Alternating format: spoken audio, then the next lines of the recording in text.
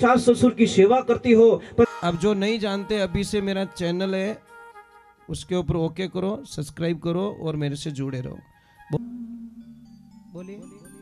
ओ राम मेरे घर आना, अरे राम मेरे घर आना, ओ राम मेरे घर आना।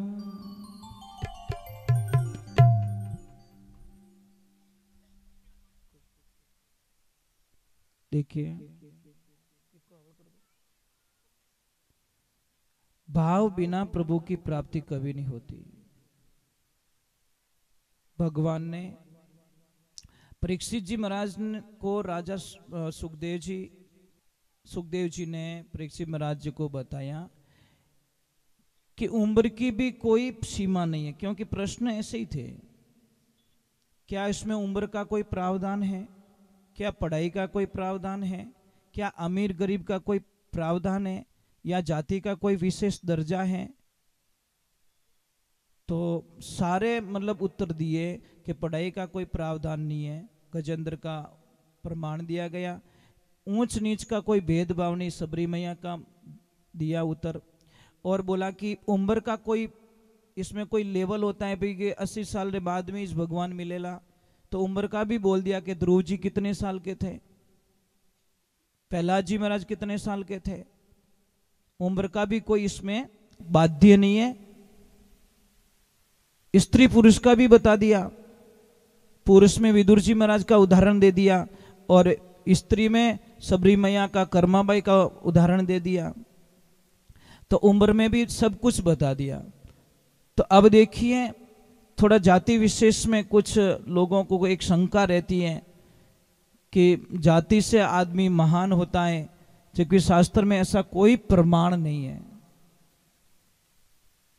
भगवान ने कहीं पे भी वेद पुराणों में, इस भागवत में तो नहीं है साहब।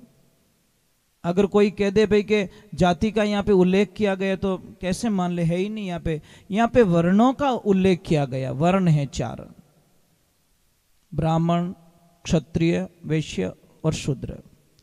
ये शरीर को बोला गया है, भगवान के शरीर को बोला गया है। ब्राह्मण किसको बोला गया भगवान में शरीर में, कहाँ है ब्राह्मण, ये इसको ब्राह्मण बोला गया है। क्षत्रिय किसको बोला गया है, दोनों भुजाओं को। ये हमारे शरीर का वर्णन किया गया है, जाति नहीं बोली, इसमें समझाया है। वैश्य बोला गया और शूद्र किसको बोला है, यहां से नीचे नीचे। अब एक चीज है, लोग क्या तो शूद्र जाति रोए तो जन बाढ़ दो पग ने, भाई काट दो, इतनी नफरत करते हो शूद्रों से तो आप पैर क्यों नहीं काट देते आप, क्योंकि शास्त्रों में तो इसको बताया गया, शूद्र, तुम शूद्र के बिना चल भी नहीं सकते भैया, तो बांट दो पगाने, नई चीजें माने शूद्र। समझ में आ रहा है कि नहीं आ रहा है? मैं आपको एक प्रमाण बता देता हूं कि रात को 2:30 बजे हैं, आपके किसी अजीज की तबीयत खराब हो जाती, रात को 2:30 बजे आप निकलते हो, हॉस्पिटल जाते हो और वो बोलते माँ और बच्चे दोनों को बचाना है तो 3 यूनिट खून की व्यवस्था करो। हम जाते ब्लड बैंक में, वो ग्रुप का खून मिल जाता है, लाके उसकी रगों में चढ़ा देते, माँ और बच्चा दोनों बच जाते हैं। वहां पे कोई बंदा नहीं पूछता कि किस जाति वाले ने डोनेशन किया था, ये खून किसका था। तो महाराज वो जान किसने बचाई, वो भगवान का रूप पता नहीं कौन खून डोनेशन करके गया, पर वो खून ने उसकी जान बचा ली। इसलिए ध्यान रखना, शास्त्रों में तो कहीं जाति का कोई विशेष वर्णन नहीं है, कहीं ऊंच नीच कर्मों से बताया गया है। आप अच्छे कर्म करोगे तो आप अच्छे लोग बनोगे, और नीचे कर्म करोगे तो आप नीच कहलाओगे। एक ध्यान रखना, कीचड़ और लीचड़ का कभी संग मत करना। कीचड़ आपके कपड़े गंदे करेगा, कीचड़ होता है क्या करेगा, आपके कपड़े गंदे कर देगा। कोई बाटो तो कोई और फेंके, पण अपना कपड़ा ही गंदा हो जाए। और लीचड़ के पास में बैठोगे आपकी बुद्धि को खराब कर देगा। वो क्या तो गलत गलत थाने फिल्मों देखा ही, गलत गलत डायलॉग सुनाई, गलत गलत आपको मार्ग बताएगा, क्योंकि वो लीचड़ है। आप ऐसे आदमी का संगत कीजिए, ऐसी बहन का संगत कीजिए जो सत्संग में जाती हो, सास ससुर की सेवा करती हो, पति को भगवान मानती हो। उसके पास में जाके बैठोगे तो आप भी एक दिन अपने पति को भगवान मानोगे, सास ससुर की सेवा में आपका मन लग जाएगा। और एडी करने कदी मत जाइजो। कोई आइन कह दे कि मने तो री आया बाद में मारो भींदरू ही कहनो नहीं मानो, तो एडी बाई कने कदी बैठ जो मती, थारी बर्बादी निश्चित है, क्योंकि वो बिन बींद्रो क्यों नहीं माने तो थारे कहीं घर में भलो कर दी। और ऐसे भाई के साथ में कभी मत बैठना जो बोलता गुस्सा आने के बाद में मैं हमारा बाप रो क्यों नहीं मानो, तो उसका साथ छोड़ने में तुम्हारी जिंदगी में सबसे बड़ी खुशी होगी, क्योंकि जो बाप रो नहीं हो सकियो वो जिंदगी में क्यों ही नहीं हो सके। महाराज शब्द हमारे थोड़े कड़वे हैं, बहुत कड़वे बोलता हूं, परंतु एक ध्यान रखना, सच बोलने में आनंद कुछ और है। महाराज जीवनो 2-4 जिंदगी है। तेजाजी महाराज ने 33 साल की उम्र में अपने जीवन को समाप्त कर दिया, अपने गाय माता को बचाते बचाते। और जब तक ब्रह्मांड रहेगा वीर तेजाजी महाराज का नाम कभी खत्म होने वाला नहीं है, क्योंकि गाय के लिए अपने जीवन को बलिदान कर दिया। कौन भूलेगा भगत सिंह को, कौन बनेगा भूलेगा सुभाष चंद्र बोस को, चंद्रशेखर आजाद, कौन भूलेगा। जब तक हिंदुस्तान का वर्चस्व है तब तक उनको कोई दिलों से निकाल, कौन भूलेगा महाराणा प्रताप को, कौन भूलेगा, कौन भूलेगा शिवाजी महाराज को, भूलेगा कोई। महाराज एक ध्यान रखना, अगर आप अच्छे बच्चे की कामना करते हो, देश के प्रति आपकी भावना है, विचारधारा है, तो बच्चों को इतना संस्कार भर दो वो मातृभूमि के लिए हंसते हंसते काम आ जाए, किसी के चक्कर में आके अपने प्राण ना त्यागे। ऐसा बच्चा मत बनाओ। कई लोग तो आज मर रहे हैं बच्चे, मिस कॉल नहीं आई और मैसेज नहीं आई जो मर गो। ये तारी भली होवे थारी, मैसेज मिस कॉल में मरी तू। अरे मातृभूमि रे काम आवतो रे, गाया रे काम आवतो भाई, धर्म रे काम आवतो, धर्म री रक्षा करतो तू मरतो तो थारा गांव रे माने बहुत बड़ो स्मारक बनतो, लोग पुतला बना बैठाए तने माला पहरावता, पर तू तो जिंदगी को जी लो, कितना जीना है। छोटा सा जीवन, छोटा सा, हंसते हंसते 3 दिन निकल गए, पता ही नहीं चला। ये समय कैसा जा रहा, ट्रेन जैसा, एक एक सेकंड। ये लोग बर्थडे मनाते नहीं, मैंने इतो हसणो आवे उन माते, हैप्पी बर्थडे टू यू, बापड़ा 365 दिन कम पड़िया, घाटो हो गयो, 1 साल रो घाटो हो गयो, तुम ताली बजा रहे हो, शर्म करो शर्म। इसकी तो उम्र घट गई बापड़े की, ये तो 12 महीने का लॉस खा चुका है और तुम केक काट रहे हो कि तू जल्दी मरेगा, 1 साल तो कम हो, कम। इसकी खुशी में वो बढ़ नहीं रहा है, वो घट रहा है साहब। और घटने की उम्र घटने की तुम खुशी मनाते हो, किस बात का जन्मदिन मनाते हो आप, किन बात रो भाई। एक तो उम्र कम होगी ऑलरेडी, 1 साल कम पड़ गो, और बड़ी आप तालियां बजाओ, मोमबत्ती जला के बुझा देते हैं, ये अशुभ माना गया। ध्यान रखना, वो तो पता नहीं किनो ही भलो रियो जो अपन वो डींगड़ो पकड़ाई दियो। नहीं महाराज, इतना ही जन्मदिन मनाने की खुशी है ना, जाके गायों को लापसी बनाओ और अपने बच्चे के हाथ से खिलाओ, गाय माता आशीर्वाद देगी, उसकी हजारों अनहोनी घटनाएं घटने से बच जाएगी। महाराज इतनी जन्मदिन की खुशी है तो ये करो ना। किसी गरीब को खाना खिला के आ जाओ, गरीब को कहीं पे भी देखो रोड पे गरीब बैठा है, उसको जाके पास में बैठ के झिमाना, देखो उसकी आत्मा से एक आशीर्वाद निकलता है, और उसका आशीर्वाद दुनिया में कोई टाल नहीं सकता। महाराज जन्मदिन ऐसे मनाओ ना, मनाना है तो। महाराज उदय सिंह जी निराश हो गए थे, विचार किया से मेवाड़ को कौन संभालेगा, कौन होगा ऐसा हमारा पुत्र रत्न जो इतना जिगर का टुकड़ा होगा, पर उसके लिए ऐसी मां चाहिए। अगर मां अच्छी नहीं मिली, देशभक्ति वाली नहीं मिली, तो मेरा बच्चा देशभक्त वाला कभी पैदा हो नहीं सकता। महाराज उदय सिंह जी जा रहे हैं, रास्ते में देखा एक बाईसा 4 टोकड़ियां ने पकड़ ले जावे रही, कितना 4 गाय रा बछड़ा।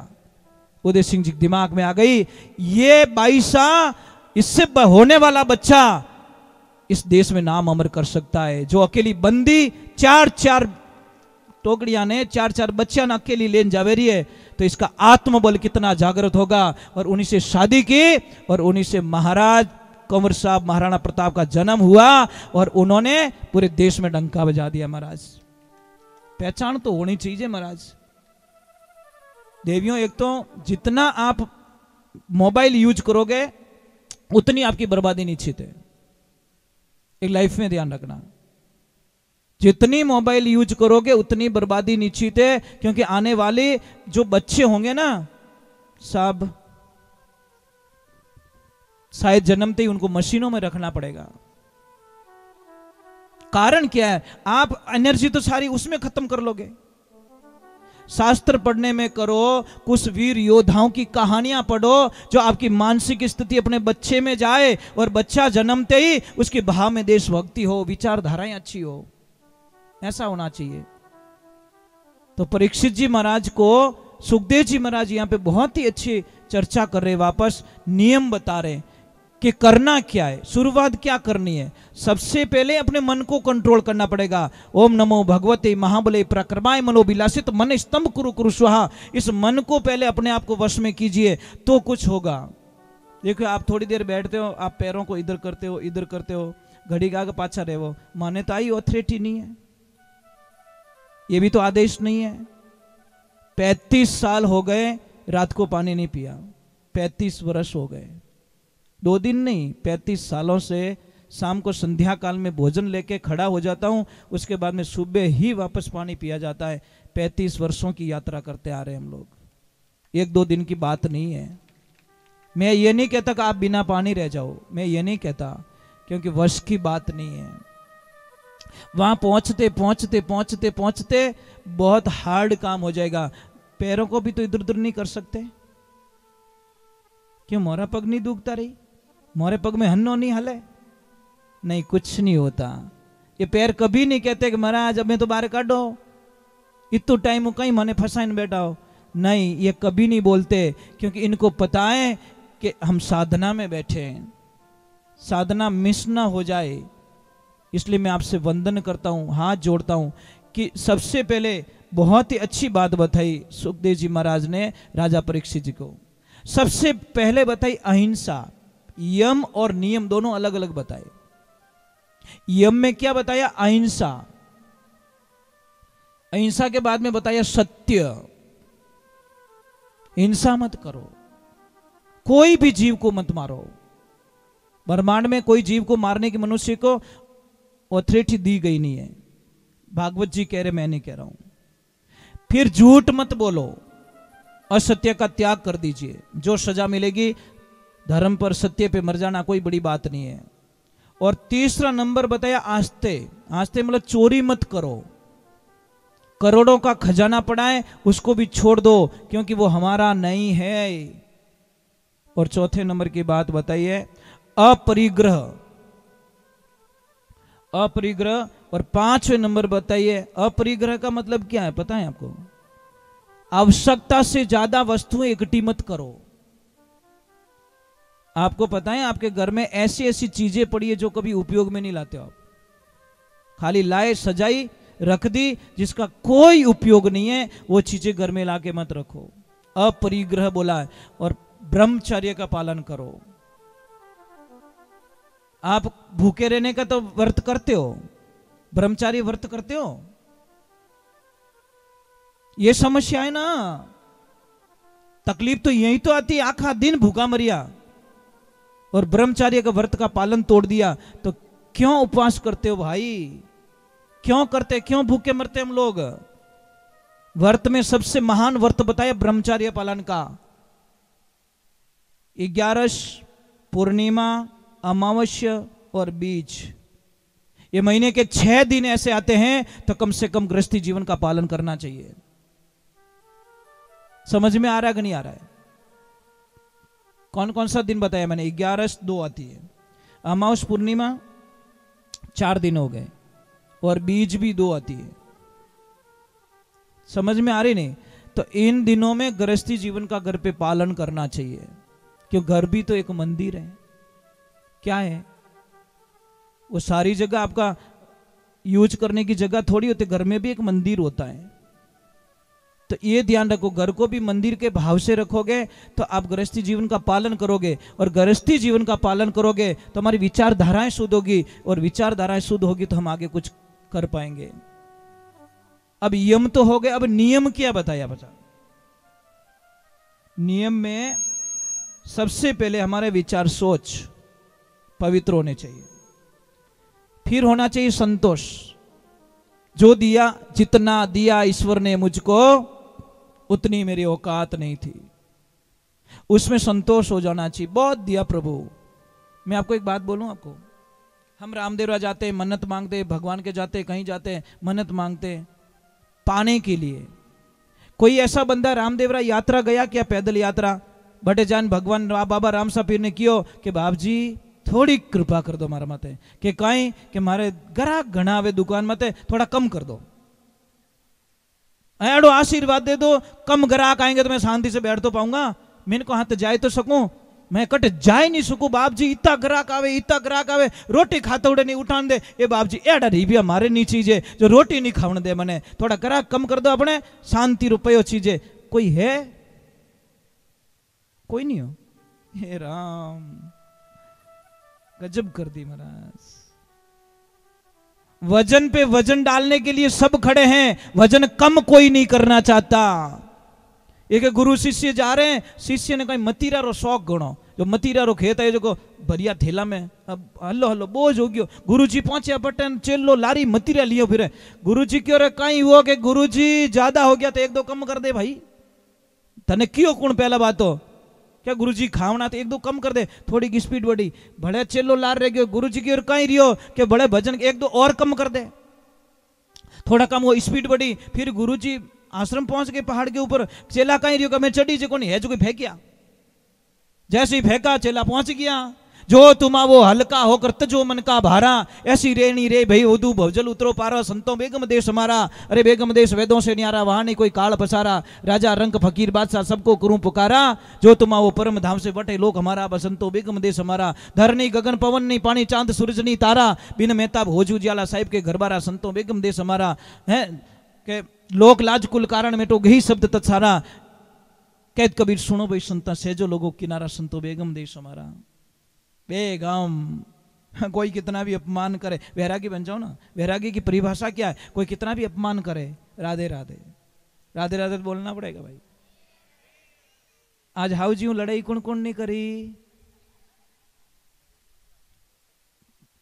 कुछ हुआ देखते हैं 7वें दिन कौन इनाम ले जाते हैं भाई। भीदनी अकेली आवे तो देऊं कौन, पहले हाउ जी ने पूछूं कि भाई अनर व्यवहार की करियो, हाउ जी कह दी ओके है तो उसको मेरी तरफ से जो भी देना मैं देके जाऊंगा, ये तो पक्की बात है महाराज। क्योंकि मुझे विश्वास है वचन खाली तो कभी जाते नहीं है। चलो वो दूसरा बताया संतोष, तीसरा बताया तप। तप कीजिए, तप की परिभाषा क्या? आप भी तप करते हो, ऐसे मत सोचो कि हम बैठे वही तप करते, नहीं आप भी तप करते हो। देखो आप कितना काम करते हो, एक हाथ से आटा काट देते हो, दूसरा रोटी बनाए दो, तीजोड़ा हे की दो, कितना डिवाइड काम करते हो फास्ट में। बच्चा नहीं राख दो, कोई हेलो पानी और पानी दे दो, ये तपस्या आपकी बहुत बड़ी तपस्या है, पर आपको समझने वाला नहीं है। जिस दिन घर की देवी को समझ लेगा वो दुनिया की देवी को समझ लेगा। इनको नहीं समझ पाओगे आप, समझ भी नहीं पाओगे आप, कभी नहीं समझ पाओगे। एक काम करना, एक बहुत बड़ा मंदिर बनाना और उनमें मूर्ति मत बैठान जाओ। 5 करोड़ का बंगला है, ये उसकी मूर्ति ध्यान रखना। और मंदिर में मूर्ति नहीं होती साहब, चाहे मंदिर कितना भी महंगा हो, देवियों सच में एक काम करो, मैं समझूंगा आपको। आप घर पे जाते हो, दिन भर काम किया, कोई चिंता थी, घर पे गए, शाम का टाइम था, आपका बेटा घर पे, बेटियां घर पे, सब घर पे, पापा घर पे, मम्मी घर पे, और आप लक्ष्मी जी आपने आधा घंटा तक दिखी ही को नहीं। अब मुझे सच बोल के बता देना, दिल पे हाथ रख के, कितना घंटा रहे हो, बोल जाओ, सच बोलने का मौका है। नहीं रवि जे पक्को नहीं रवि जे, अटिन देखो है को नहीं, बाड़ा में देखो है को नहीं, छत मत देखो है को नहीं, रसोई में देखो, आखिर में पूछे ए बेटा तार मम्मी कट्टे है? अरे यार आधा घंटा ही नहीं हुआ अभी तो, ऐसा लग रहा है मोबाइल तो है पर सिम नहीं है, घर तो है पर आत्मा नहीं है, सब घर पे भरे पड़े पर नहीं। आपने आप लक्ष्मी जी की याद आई, क्योंकि सारे तो थे पर मंदिर में मूर्ति दिखाई नहीं दी, एकदम जीव। तो ये मंदिर की मूर्ति है, इनको कुछ नहीं चाहिए, इनको आप प्रेम की भाषा का प्रयोग करो, आप मीठे बोलो, आप अच्छे बोलो। महाराज हम तो बहुत ही अलग इंसान है महाराज, हम ये चाहते कि किसी को हमारी वजह से तकलीफ ना हो, बस यही हमारे जीवन का पहला लक्ष्य है। मारे अटे 2-3 दिन 4 दिन 5 दिन 6 दिन रहनो, मैं थारा जीव क्यों दुखाऊं? अरे मैं तो यहाँ पे तो क्या, जहां पे रहता हूं वहां पे किसी को तकलीफ नहीं देता। मुझे कुछ चाहे कितनी भी तकलीफ दे दे लोग, हम शायद पूरा विश्वास है कि हम किसी को कष्ट नहीं देंगे, क्योंकि मेरे दिमाग में हर सुबह एक चीज आ जाती है, सोनो शाम तू देखेगा कि नहीं देखेगा। हर सुबह और संध्या काल में यही दिमाग में आता है कि सुबह देखूला कि नहीं देखूला, ये नया सूर्य मेरी जिंदगी में आएगा कि नहीं आएगा, तो मैं झगड़ा क्यों करूं भाई। नर कहता है मेरी मेरी कौन वस्तु जगत में तेरी। एक दिमाग में रख लेना, 6 फुट जगह मिलेगी आपको, लास्ट में ज्यादा कुछ मिलने वाला नहीं है। जब दुनिया से चले जाओगे शमशान घाट में सिर्फ 6 फुट जगह मिलेगी आपको, सारी जगह पड़ी रहेगी बस ओई मारो ओई मारो ओई मारो। और एक आपसे प्रार्थना करूं, थोड़ा कड़वा नीमड़ा पत्ता है छो होता कोरोना ही नहीं होवे महाराज। शास्त्र में तो घणो ही कहो नीम गिलो ही पियो, ओ पियो, बे पियो ही को नहीं महाराज। पीवता हो तो बुखार ही नहीं आवे। एक मां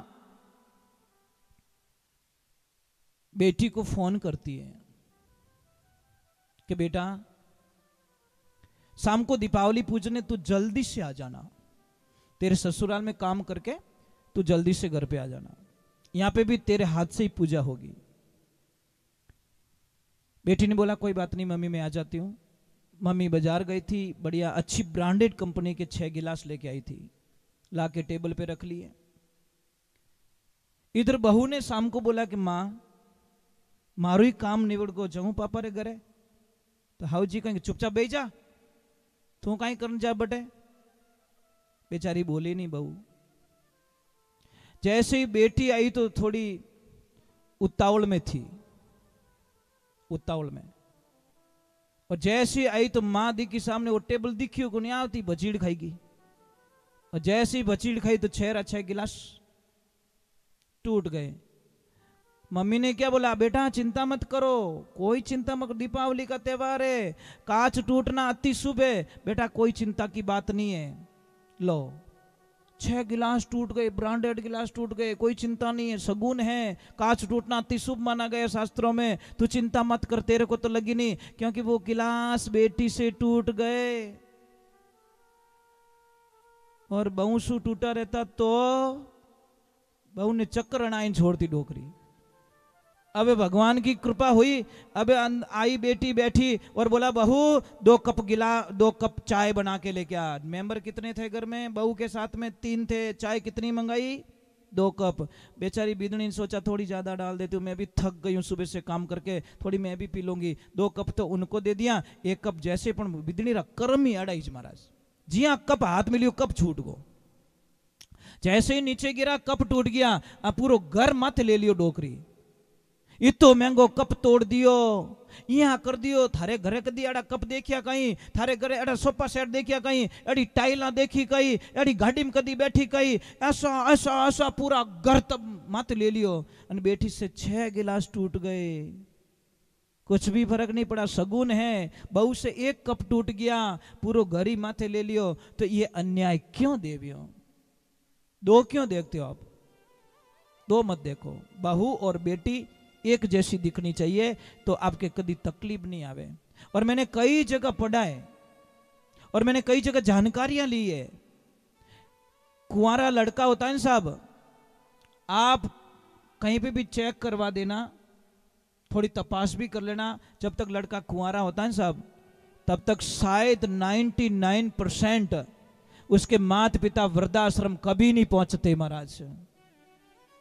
समझ में आ रहा है नहीं? कुंवारो लड़को होवे जब तक उना माँ बाप मने लागे आ वृद्धाश्रम पहुंचे ही को नहीं, पर जैसे ही कोई भवानी आवे घर में और माँ बाप ने क्या लपड़ा, इसका मतलब गलती किसकी है?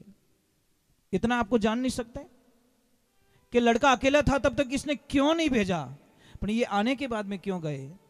हे देवियों, जो लड़कियां अपने सास ससुर को वृद्धाश्रम भिजवाती हैं उनसे मैं चैनल के माध्यम से एक बात कहना चाहता हूं कि आपके भी माँ बाप को जब कोई वृद्धाश्रम आपकी भाभी भेजेगी, उस दिन आपको के ऊपर क्या बीतेगी, थोड़ी ध्यान से सुन लेना मेरी बात को। क्यों क्यों अपने सास ससुर आपको इतने बेकार लगते हैं? अरे वे कितो ग्रहणों चले जाएंगे, दुनिया में जो आया है सब जाना होगा। इसीलिए तीसरी चीज बताई तप बताया, चौथा बताया स्वाध्याय, और पांचवा बताया चिंतन। यम और नियम ये बताए और इनकी साधना बताई सुखदेव जी महाराज ने राजा परीक्षित जी को। आप इतने लोग हो, माला फेरते हो? माला कौन कौन फेरते हो? ऊपर हाथ करो। एक हाथ हुआ, 2 3, चलो 1% तो हाथ ऊपर हुए कम से कम। हर मेरी माला ले जाना, क्या फर्क पड़ेगा भाई? माला फेरने के लिए तो ले रहे हो। हमारी तो सब कुछ साधना ही यही है, हमारी तो जो कुछ जमा पूंजी यही माला ही है। इसके अलावा हमारे पास क्या है? कुछ नहीं। माला के अलावा हमारे पास है ही कहीं। नरसिंह भगत कने वो बजावणो तंदूरो, केदारो राग गिरवी मेल नैनी भाई रुमायरो भरियो।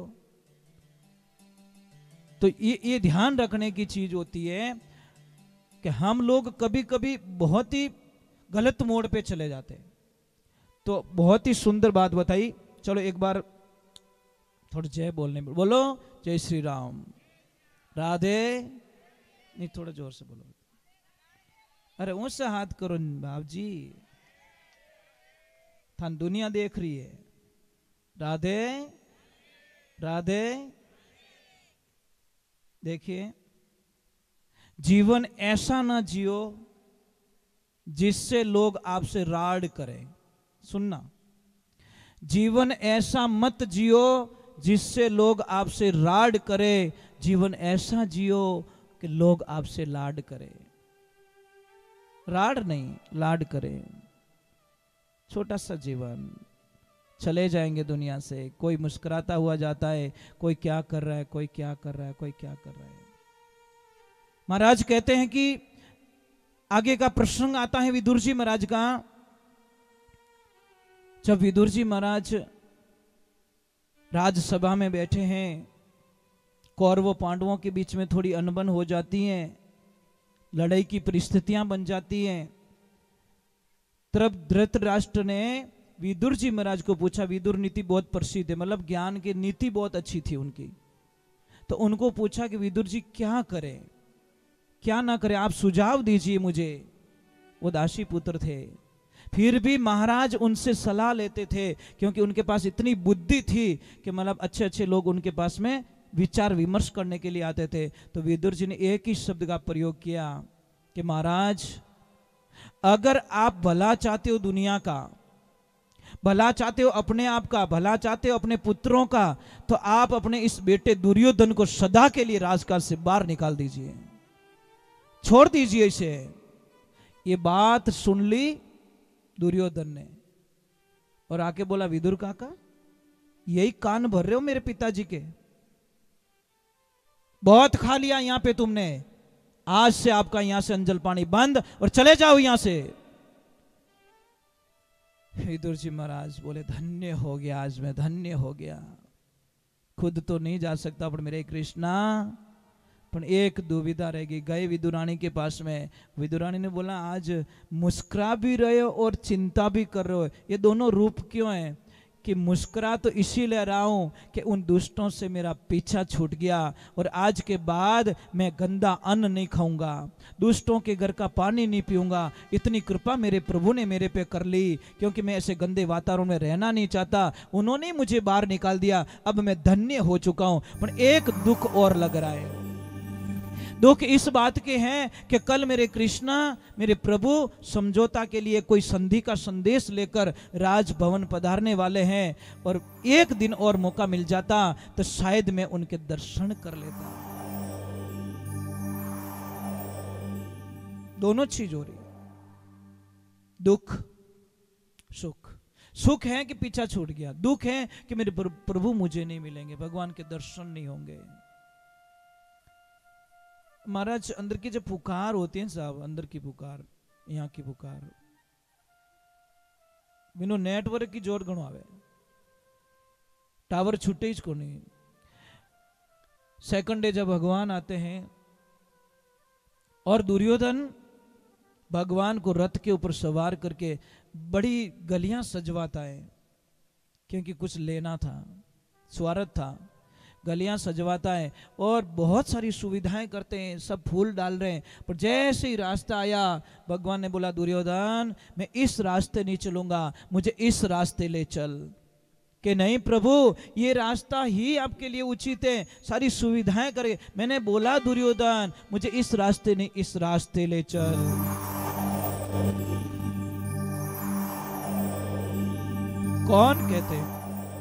कौन कहते भगवान अपने भक्त का ध्यान नहीं रखता।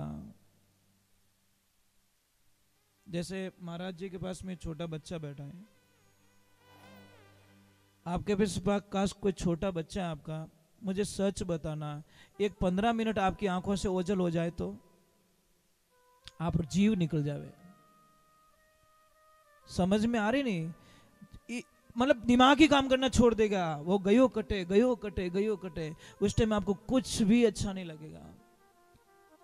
कहते कि एक पत्नी और पति दोनों मेले में जाते हैं और उसका बाई का बच्चा बिछड़ जाता है, वो बाई पागल हो गई 15 मिनट में ही।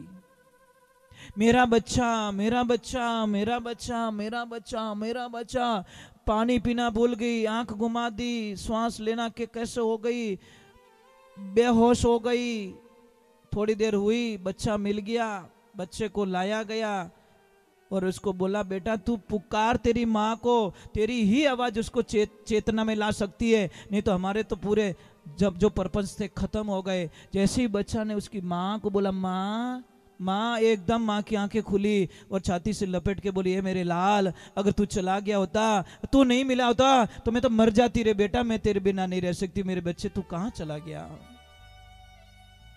ये सारा दृश्य उसका पति देख रहा है। पति खड़े खड़े रोने लगा, वारे भाई वाह। घर पे जाते हैं, कुछ नहीं बोला, वो घर पे जाते लक्ष्मी को बोलते 5 जोड़ी आपकी पैक करो, 5 जोड़ी मेरी पैक करता हूं। और चले गए रेलवे स्टेशन पे, बोले पति कहाँ जा रहे हो, कि कुछ मत बोल तू, अच्छा मेरे साथ चल तू। जैसे ही रास्ते में आए और पत्नी ने पूछा पतिदेव कहाँ जा रहे हो, बता तो दो। कि पगली तेरा बेटा सिर्फ 15 मिनट के लिए तेरे से दूर हुआ, तेरी ये हालत हो गई, और ये बेटा 12 वर्षों से अपनी माँ से दूर है, उस माँ में क्या बीतती हो गई। आज मुझे आभास हो गया कि एक माँ अपने बेटे को कभी दिल से नहीं निकाल सकती, और मैं मेरी माँ के पास जा रहा हूँ। मुझे दान दौलत गाड़ी बंगला ऐसो आराम मुझे नहीं चाहिए, मुझे मेरी माँ चाहिए बस। तो महाराज जैसे मां अपने बच्चों का ख्याल रखती हैं, वैसे मेरे प्रभु अपने भक्तों का ख्याल रखते हैं। क्योंकि अंदर की पुकार थी, भगवान ने पहले ही सुन ली थी कि विदुर काका दुखी हो गए। अब जैसे इस रास्ते से निकले, बोले इतनी भीड़ में हमारा कैसे नंबर लगेगा, और वो भी दुर्योधन साथ में, हमको तो जाने ही नहीं देगा, पहले बात तो हमारा दुश्मन है। तो बोला ऊपर खड़े हो जाते छत पे, सब एक बार कृष्णा को निहार लेंगे, एक बार इन आंखों से उनके दर्शन कर लेंगे तो हमारा जीवन धन्य हो जाएगा। और जैसे ही गए, ऊपर नजर पड़ी और जोर से आवाज आ गई, कैसे हो विदुर काका। खुश हो गए एकदम। देखो हम उनको देख रहे, उन्होंने यहां पे आती हमको देख के बोला कैसे हो विदुर काका, इतना बोल के चले गए। राजसभा में जाते हैं, दुर्योधन से वार्तालाप होती है। दुर्योधन मानता नहीं है, अपनी भूमिका के लिए बोलता कि आप कौन होते हो हमारा न्याय करने का। भगवान ने सिर्फ इतना बोला कि सिर्फ 5 गांव दे दो। कितना, ज्यादा नहीं मांगे थे पांडवों के लिए। हरे 5 रे गावे, हरे पंडवान रे दे दो, बाकी रे राज तुम्हारा रे। ये दुर्योधन कहना मानो हमारा। बैठना ने हस्तिनापुर दे दो, पुनः सैर सतारा। खाली ये 5 गांव मांगे रही हूं, ज्यादा नहीं मांगो। तो दुर्योधन कह रहा है, अरे 5 गांव रे कहीं बात करो, मैं तो सुई की नोक जितनी जगह नहीं दूंगा इन पांडवों को। और कौन होते हो आप हमारा न्याय करने वाले? सबको आदेश दिया, बांध दो इसको, ग्वाले को। ये न्याय कराने के लिए आया हमारी नगरी में, हमारे पास में। अरे जिंदगी भर गायां चराई, जिंदगी भर बांसुरी बजाई, आपने कब शस्त्र उठाया? अब हमें क्षत्रियों को समझाने के लिए आए। भगवान ने अपने ओरिजिनल विराट रूप धारण कर दिया। दुर्योधन थर थर कांपने लगा, सारे कांपने लगे कि ये तो अन्याय हो गया। दुर्योधन मूर्ख, तूने ये क्या कर दिया? अब दुर्योधन पैरों गिर रहा है, हाथ जोड़ रहा है, हे प्रभु बोल तो क्षमा करो। अब दुर्योधन ने बोला कि इनको खुश तो करना पड़ेगा, तो 56 भोग बनवाए। और दुर्योधन ने भगवान को बोला अपने कक्ष में चलो और थोड़ा भोजन प्रसाद ग्रहण कर लो। भगवान ने बोला भोजन 2 ही रीत से किए जाता है, या तो खाने वाले को भूख हो और जिमाने वाले का भाव हो। भूख मुझे है नहीं, जिमाने का तेरे में भाव है नहीं। जिमाने का तेरे में भाव नहीं है। अब देखिए कल की बात बोलो, कल दादाजी ने बोला कि भोजन प्रसाद हमारे घर लेना है। शायद इनको मन में भावना थी तो हमने बोल दिया हम आएंगे, जरूर आएंगे। क्यों मना करूं मैं? क्योंकि इनके भाव के आगे हमारी ना चलती, किसी की नहीं चलती, प्रेम के कारण। तो बहुत ही सुंदर एक भजन लिखे कोई महात्मा पुरुष